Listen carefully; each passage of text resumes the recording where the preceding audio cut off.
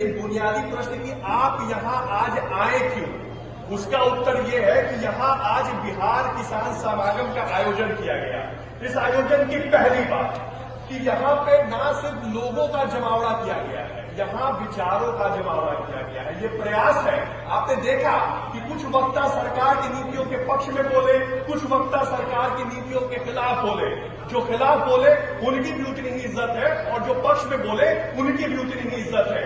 इस समाज में सभी को बराबर रूप से इज्जत देने की आवश्यकता है, चाहे वो आपके विचारों से सहमत होता हो चाहे नहीं होता हो। इसीलिए बिहार किसान समागम का आयोजन किया गया है। अब दूसरी बात यह कि शासन के मुख्यतः दो तंत्र होते हैं। पहला नीति लागू करना और दूसरा उसका क्रियान्वयन करना। नीति लागू करना सरकार का काम है और क्रियान्वयन करना मुख्यतः सरकारी अधिकारियों का काम है।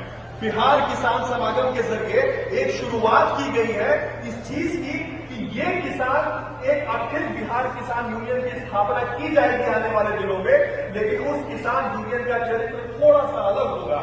वहां पे सिर्फ नीतियों के प्रश्न उठाने की बात नहीं होगी, वहां पे हम किसानों को ट्रेनिंग भी देंगे और बिहार में कोऑपरेटिव फार्मिंग के आंदोलन को शुरू करने की परिकाष्ठा भी लिखी जाएगी और इसकी शुरुआत ऊपर वाले की कृपा रही तो बिहार में मोरहर नदी की इस धरती पे जहानाबाद से इस चीज की शुरुआत होगी। दो तीन बातें और उसके बाद कार्यक्रम समाप्त हो जाएगा। किसान यूनियन की आवश्यकता क्यों होती है, इसका जीता जाता उदाहरण आप सभी जानते हैं।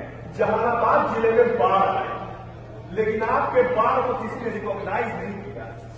जानते हैं क्यों नहीं रिकॉग्नाइज किया? क्योंकि आपके तरफ से कोई आवाज उठाने वाला ही नहीं था।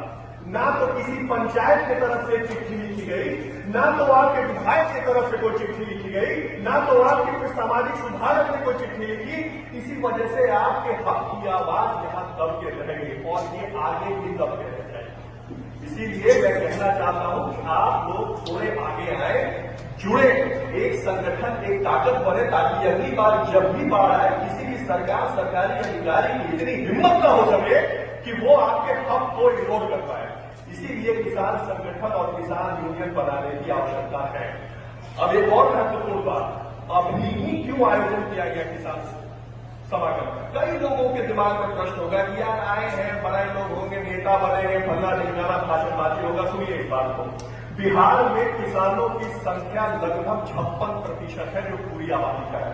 56% आबादी है और 65% आपके इलेक्शन में वोटिंग होती है। अगर किसान एक दम दिखा देना तो 2/3 से ज्यादा मेजोरिटी से अपनी सरकार बना दे सकती है। लेकिन इतनी ताकत होने के बाद भी न तो आप